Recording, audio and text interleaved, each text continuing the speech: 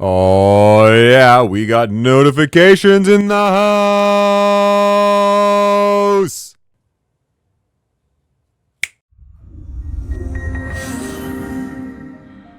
Hello and welcome to this look at notifications in Jira. We're going to cover what it looks like for an end user, but also how Jira admins manage them in Jira and Jira Service Management. If you've used Jira, I bet you've done something like set up an Outlook or Gmail filter to scrub through all the notifications you get, or maybe you just straight up ignore them entirely. Now, this is a symptom of those notifications maybe not being set up the best possible way for end users. I am guilty of this, where I just go in and just delete the emails, or I just ignore them and they fill things up. So here we're going to dig into how end users can manage their own notification settings, a very important topic that most people are unaware of or just don't do. But then we'll also take a much deeper look at how notification schemes are set up in Jira. This is done by the Jira administrator and impacts any project using that particular scheme. Please keep in mind that there is a standard default notification scheme that all spaces get. However, this can be modified or changed on a space-by-space basis. Typically, we see this similar types of spaces, service management versus more project management, will have different schemes based on their needs. It's up to each group though. Many times folks just use the default and leave it. However, we do have flexibility to change that. We will also briefly talk about Jira Service Management and the customer-facing notifications. The space admin in this case has a lot more control. They can configure the look and feel of them, whereas on the company-managed internal notifications, we're stuck with whatever the Jira admin has set up. So now that we know what we're in for, we're going to pop over to Jira and take a look at personal notification settings. Itch. I'm allergic to cats and I have 2 cats. These are found up at the top gear. Clicking on this, you'll have notification settings. We're going to open this up and this will show us the notifications we get. It is always worth a few minutes to take a look at what yours are. These will default from whatever the Jira admin has configured. So if you're going into a new instance or migrating, all of this will have reset. One of the most common things I change is this group notification emails. This means every 3 minutes, it grabs all the notifications, puts them in one email, and sends them to me. Maybe I only want this every hour or less frequently. You can also turn it off entirely. Keep in mind, if you turn it off, you won't get it. So you have to keep an eye on that notification bell or other things. Another very important feature is you can change the default notifications. For example, turning off all emails. And you can set up notifications for individual spaces. In this example, the Commercial Legal Service Desk will send me emails, but other spaces by default will not. Each individual user has to set these up themselves, so please make sure you are walking folks through this so they know what's going on.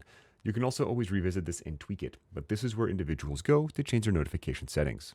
Just a quick interruption, I want to mention this video is sponsored by ServiceRocket. They have a great Crewmember program if you're looking for consulting work in the Atlassian ecosystem. Quick message from them and check out a link to their program in the description while you're learning a little bit more about it. And then we'll get right back to the learning. What excites me most about the Crewmember program and ServiceRocket is that with Atlassian's over 300,000 customers, there's an opportunity for everyone to win and for everyone to have a part of the Atlassian ecosystem. What a crew member does is they come in at the times when ServiceRocket needs to either scale up a project or has a specialty expertise that we're needing to help our customers get the most out of their Atlassian software.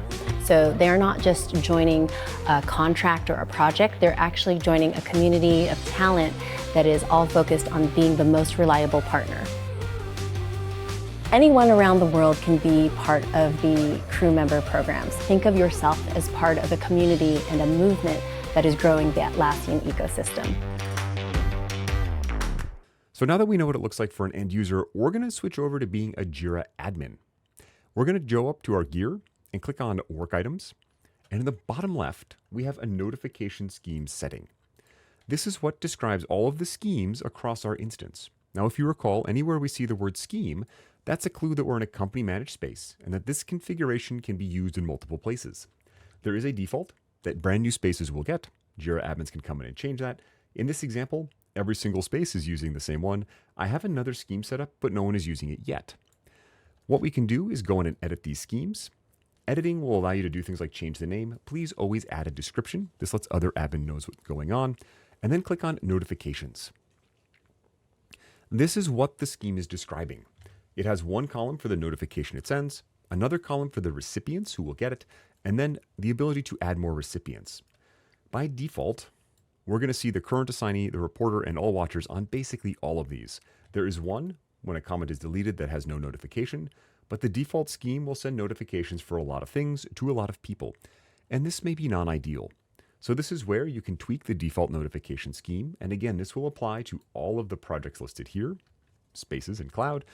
You can click on Add to add additional recipients. Now this will look similar to other screens. Here we can define the particular notification we would like to send, and we can see a whole list of them. We cannot add new notifications. We're stuck with whatever Jira has. However, we do have a whole bunch of different types of individuals we can add. As a reminder, it is typically best practice to use a space role instead of a group, and certainly instead of a single user. This is very brittle. If that person leaves or you want to change it, you have to go in everywhere it's used. So typically we're using space roles to look within a space. All of the collaborators get these notifications, or we're using something like current assignee, reporter, or space lead or component lead. Component lead is particularly interesting, where you can notify them on changes to things that relate to their components. But typically we're using things like space role to send them. We can also tap into custom fields just as a note. Now, when you want to make a new scheme, it's as simple as just pushing Add Notification Scheme, and this will make an entirely blank one. So if I go into this notifications, you're going to notice there's a whole lot of nothing in here. This can be good if you want to start from nothing. However, typically it's more advantageous to find an existing scheme, for example, the default, and just copy it and then modify it from there. However, it's entirely up to you. How would you like to make new schemes? Again, typically we're grouping spaces for our schemes. Typically service management spaces might see all similar notifications, so we would use those. One thing I will point out is that when we build out any scheme, but particularly notifications, we want to think through what is useful to the team. So before you start pushing buttons, just like everywhere else as an admin, make sure you're taking time to think through what you want to set up and that you are going to talk to other individuals about what would be beneficial for them. For example, if the operations team seems to be struggling with notifications, I might go talk to them and say, hi, what's bugging you about these? What notifications do you wish you had, or should be rerouted, or should be different in some way? So partner with these teams when you're building out new schemes. And then once you get to adding all of the different roles and things, it's very easy because you've already done all the hard work of thinking. This is a very common thing when you are a system administrator, but we want to make sure we do our homework and we talk to other people before we start pushing the buttons. So this is what the Jira admin sees. Space administrators will see something similar. So if I go to a space, maybe my mobile dev, and I go into space settings, I'm able to see the notifications that are set up for this space under notifications, settings. This will look very similar to what the Jira admin sees. I will see what spaces share this configuration scheme, what the notification is, and who gets it. You'll notice I cannot edit it from here though. So like every other scheme, as a space admin, I should know how to read this so I know who is getting these things. However, I also have to realize I can't change them. I would then have to go talk to my Jira admin and have a discussion around changing the assigned a work item notification and maybe update this to different roles or make changes. But this is where I as a space admin can see what notifications I'm using, as well as what other spaces or projects share that particular scheme. There is one last topic to talk about with notifications. This may not show up on the ACP-120, but if you are a Jira Service Management Space Administrator, you will have a little bit more control over the customer-facing notifications.